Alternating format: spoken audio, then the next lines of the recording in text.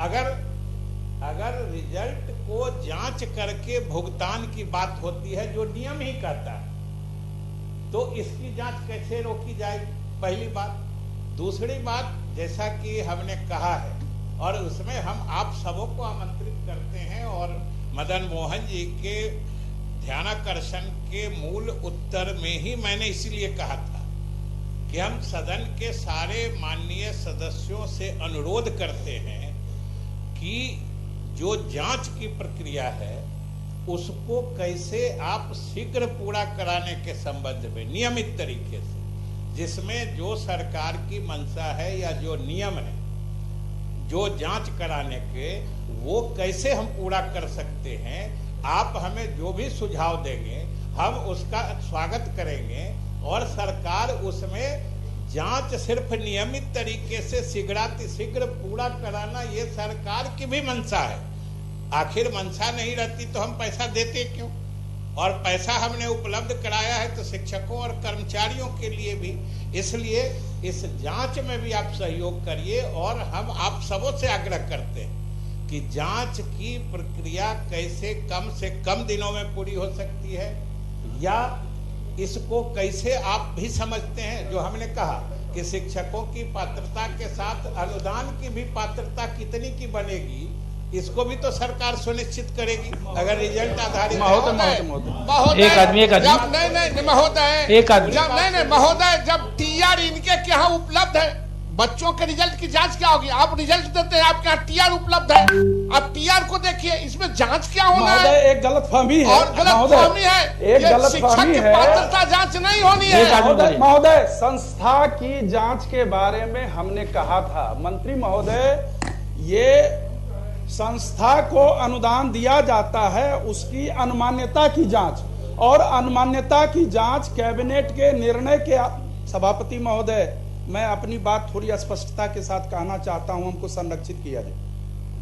महोदय, राज्य कैबिनेट के निर्णय के आलोक में अनुदान कौन पाएंगे, किनकी पात्रता होगी, उनके अनमान्यता की जांच त्रिस्तरीय रूप से करवा ली गई है। अभी जिस जांच के बारे में मंत्री महोदय कह रहे हैं वो दैनंदिनी जांच है, वो पदाधिकारियों का काम है जांच होना, क्लास होना। मैं कह रहा हूं संस्था को ही, जो आपने मंत्री महोदय कहा 2017 तक का अनुदान दिया जाएगा, बिहार विद्यालय परीक्षा समिति और शिक्षा विभाग ने एक प्रस्ताव बढ़ा दिया, और उस प्रस्ताव में एक संकट डाल दिया जो कि 2014-16 के बाद का अनुदान नहीं दिया जाएगा जब तक उस संस्था की अनमान्यता की जांच नहीं होगी। तो महोदय तब तो संस्था की अनमान्यता की जांच हो गई है। 1644 संकल्प संख्या है और 2013 में उसकी जांच हो गई है, और जांच के बाद सदन में ही कहा गया था माननीय मंत्री महोदय के द्वारा, जो कि जो इस अनमान्यता में खरे उतरेंगे उनको अनुदान, वेतन अनुदान की राशि दी जाएगी। महोदय, हम सदन को आश्वस्त करना चाहते हैं कि जो जांच एक बार हो चुकी हो और सरकार के द्वारा जांच करके जिसका रिपोर्ट मंगा लिया गया होगा, और जो भी संस्थान उस जांच में सही पाए गए होंगे, उनके यहाँ भुगतान में किसी प्रकार की दिक्कत नहीं। ठीक है, हो गया, हो गया। चलिए ले लिया गया, चलिए अब आगे बढ़िए। उसी को बहाना। चलिए सभापति महोदय, एक मिनट, हमारा और सब चीजें स्पष्ट हो गया। हमने कहा ना कि पदाधिकारियों को बहाना बनाने की इजाजत नहीं मिलेगी। सभापति महोदय, ठीक, मैं माननीय मंत्री जी से पूछना, हो गया, इसके बाद जाके मिलकर जो बात करना चाहें कर लीजिए। मैं माननीय मंत्री, सभापति महोदय, एक मिनट, आप ही का है इसी सवाल को मैं माननीय मंत्री जी से पूछना चाहता हूँ। ये जो रिजल्ट आधारित पात्रता है, क्या अन्य सरकारी कॉलेज में ये पात्रता है क्या? ऐसा क्यों होता है?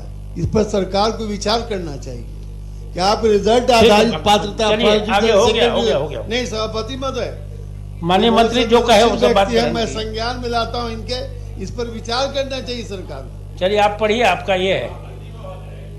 माननीय गौस साहब तो पुराने हैं, शुरू से देख रहे हैं, वित्त रहित को भी देखे हैं, अनुदान को भी देखे हैं, सरकारी को भी देखे। तो सरकारी और अनुदानित में कुछ तो फर्क होता है ना गौस साहब? यहीं से ज्यादा लड़का सब पास करता है। चलिए एफिलेटेड कॉलेज से और एफिलेटेड स्कूल से। आप पढ़िए, अपना पढ़िए, अपना पढ़िए।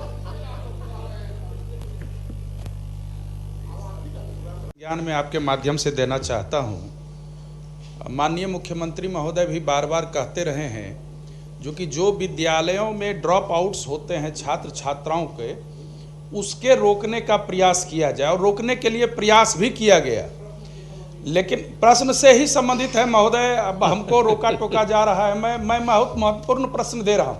पहले बोलिए बोलिए। और उसमें जो बिहार विद्यालय परीक्षा समिति का जो सेकेंड पारा में माननीय प्रश्नकर्ता के रूप में हम लोग भी हैं, यहाँ है सालों भर पंजीयन परीक्षाओं के आवेदन पत्रों की भराई। महोदय ये हास्यास्पद है मंत्री महोदय, जो कि एडमिशन के बाद रजिस्ट्रेशन और बिना क्लास किए हुए परीक्षा प्रपत्र भराया जाता है। अगर परीक्षा प्रपत्र लड़के भर ही देंगे तो फिर विद्यालय जाएंगे क्यों? और नहीं जा रहे हैं विद्यालय। शिक्षकों को अभिभावक जाकर के कहते हैं 75% अटेंडेंस बनाइए, नहीं तो आपको कूटेंगे। मैं शब्द का इस्तेमाल कर रहा हूं। ये आप ऐसे समझे इसको, जो कि ड्रॉप आउट्स जो है उसको सरकार बनाना चाह रही है, कायम रखना चाह रही है, बढ़ाना चाह रही है। जो बढ़ोतरी उसमें होगी चाहती है, मुख्यमंत्री भी संवेदनशील है। लेकिन बिहार विद्यालय परीक्षा समिति के इस रवैये से अब लड़के घर में ही रह रहे हैं। चूंकि परीक्षा प्रपत्र जब भर ही दिए हैं तो कल तो एडमिट कार्ड हमको मिल जाएगा, और जब एडमिट कार्ड मिल जाएगा तो हम जाकर के परीक्षा दे देंगे। शिक्षक के पास पढ़ने के लिए क्यों जाएंगे? तो ये महोदय बहुत ही गंभीर तथ्य है। इसकी समीक्षा आप अपने स्तर से करेंगे और आप पाएंगे जो कि समिति प्रशासन इस मामले में कतई गंभीर नहीं है। दूसरी बात, जो कि आपने कल ही परसों ही यहाँ जो सदन में बात उठी थी, आपने पाली में एक ही पाली में कराने के लिए कहा, आपने संवेदनशीलता का परिचय दिया और परीक्षा समिति को यथोचित निर्देश दिया। तीसरी बात यह है जो कि ये जो विज्ञप्ति निकलती है अखबारों में मूल्यांकन का या जो भी हो, तो विज्ञप्ति से शिक्षक कितने असहज हो जाते हैं। कल से मूल्यांकन है, कल से 9वीं की परीक्षा है, मैट्रिक की परीक्षा में 16 लाख 17 लाख बच्चे बैठते हैं, और यहीं से निर्देश जाता है विभाग निदेशालय से भी और बिहार विद्यालय परीक्षा समिति से, जो कि छात्रों छात्राओं के लिए बेंच डेस्क उपलब्ध करावे। महोदय, दूसरे विद्यालय से बेंच डेस्क लाया जाता है, कोचिंग इंस्टीट्यूट से लाया जाता है, बढ़ई के यहाँ जो बना रहता है उससे भी किराए पर लाया जाता है, और उसको फिर पहुंचाया जाता है। आखिर उसको भी पहुंचाने में तो समय लगेगा। आखिर जमीन पर बैठ करके अगर परीक्षार्थी परीक्षा देंगे तो कार्रवाई तो शिक्षकों पर होगी। तो ऐसे मामलों में कम से कम सरकार भी अपने स्तर से देखे जो कि समिति क्या कर रही है और उसका क्या साइड इफेक्ट हो रहा है। ठीक मानिए। और मैं एक ही सिर्फ सवाल उठा रहा हूँ। माननीय मंत्री जी ने सदन के समक्ष ये स्वीकार किया कि मूल्यांकन पारिश्रमिकों का भुगतान समिति ने कर दिया है। मेरे पास पूर्णिया के जिला शिक्षा पदाधिकारी का पत्र है। 2019 और 2020 के पारिश्रमिक का भुगतान नहीं हुआ। ये कैमूर जिला से मुझे सूचना है कि राज्य संपोषित बालिका उच्च विद्यालय भभुआ 2019 का 4,44,760 रुपये का भुगतान लंबित है। भूपेश गुप्त इंटरमीडिएट वार्षिक परीक्षा 2019 2,46,000 बकाया है अभी भी। अटल बिहारी उच्च विद्यालय भभुआ 2020 का बाकी है 4,48,652।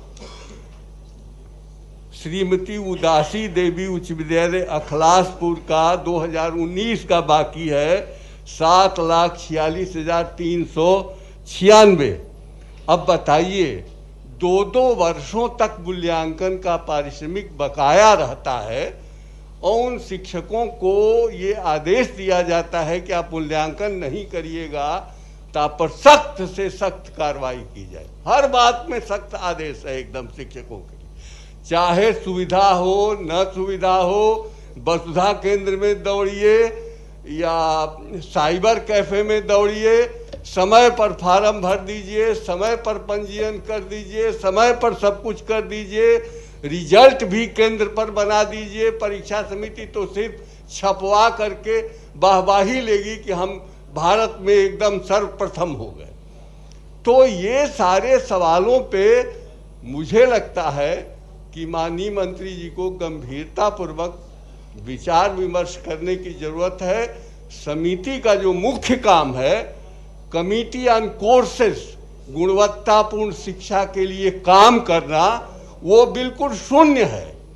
सिर्फ बाकी सारे काम, प्रश्न पत्र, इम्तहान, रिजल्ट, पंजीयन, फार्म भराई, सिर्फ यही काम समिति के समक्ष रह गया और विद्यालयों में पढ़ाई लिखाई बिल्कुल बंद उसी के नाम पे। इसलिए मेरा आग्रह होगा कि बकाये का भुगतान तो आप 1 सप्ताह में जल्दी से जल्दी करवा दीजिए, जो भी बकाया है। एक चीज और हम बताना चाहेंगे माननीय सभापति महोदय, मंत्री जी को 2 तरह के बकाये हैं और वह 19 ही